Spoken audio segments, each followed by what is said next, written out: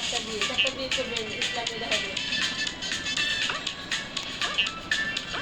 আর তুমি কিন্তু সবসময় সাপোর্ট দাও ওদের বাবা এই ধরনের যারা বড় কি একটা রাইতে বিয়ে শাদী করে তুমি এর সাথে তুমি একমত হচ্ছে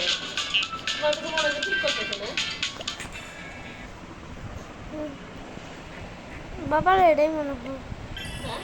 বাবার এটাই মানে একদম সাইলেন্ট হয়ে যায় সব ব্যাপারে বলে যে পরকিয়া করছে বিয়ে করে একদম সাইলেন্ট ও কোনো কমেন্টই করে না চুপ হয়ে যায়